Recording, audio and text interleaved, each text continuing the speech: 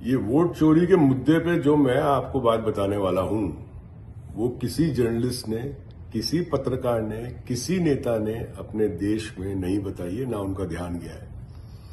अपने देश से बाहर कितने लोग रहते हैं? 35 मिलियन से ऊपर। अब 35 मिलियन ये तो नहीं हो सकता है कि पूरे जितने भी जौन से देश में वो लोग गए हैं वहां की नागरिकता हासिल कर ली है। नहीं, मेरे हिसाब से 33 मिलियन लोगों को नागरिकता हासिल नहीं है। जैसे मिडिल ईस्ट में तो नागरिकता मिलती नहीं है।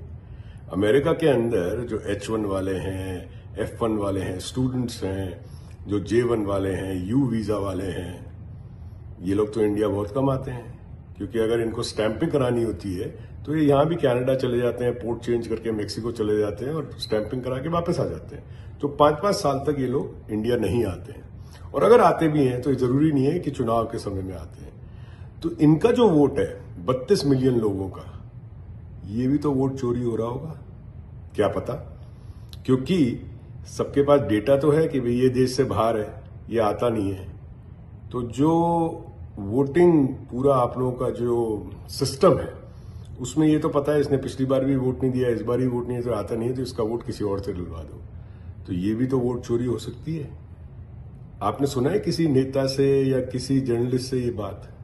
इस बात पे भी ध्यान देने की बहुत ज्यादा जरूरत है कि ये जो 32 मिलियन लोग रह रहे हैं आज अमेरिका में हैं, जैसे लोग 7,25,000 लोग अनडॉक्यूमेंटेड इंडियंस यहां रहते हैं जो अभी भी इंडियन पासपोर्ट होल्ड करते हैं। तो उनका वोट भी तो होगा इंडिया में, अभी है कि नहीं है? आप बताइए कि मैं कुछ आप लोगों को गलत बता रहा हूं क्या? जो समझदार लोग होते हैं ना, वो हरदम गलतियां ढूंढते हैं और दूसरे लोगों को बताते हैं कि ये गलती है, इसमें सुधार कर लीजिए। उनको एंटी नेशनल, अर्बन नक्सल ये सब नहीं बात करते फालतू। ये एक प्रॉब्लमेटिक केस है, क्योंकि आज है, समझो सरकार पलट गई, कोई नई सरकार आई, वो भी इसका एडवांटेज लेगी। तो भाई 32 मिलियन वोट बहुत बड़ी संख्या है।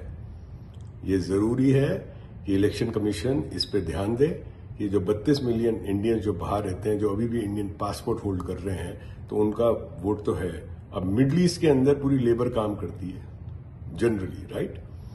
अब वो लेबर बार बार ही तो अपने जो उनके राज्य में चुनाव हो रहे हैं उसमें तो आएगी नहीं। वो बेचारा कितना कमाता है? 2,000 दिरहम, 1,000 दिरहम, 1,200 दिरहम। वो तो आने वाला है नहीं बार बारी। तो उसका वोट कहां जा रहा है? उसके घर वाले तो बताते होंगे। सुनील तो है नहीं अभी बिहार में, पटना में, वो तो वहां गया हुआ है। ठीक है जी, एक सुनील का वोट किसी और से दिलवाओ। तो इसमें भी तो वोट चोरी होती होगी। ध्यान दीजिए इस बात पे जो मैं बात बता रहा हूं आपको। ये किसी भी नेता ने आपकी नहीं बताई है, ना किसी जर्नलिस्ट ने बताई है। जय हिंद।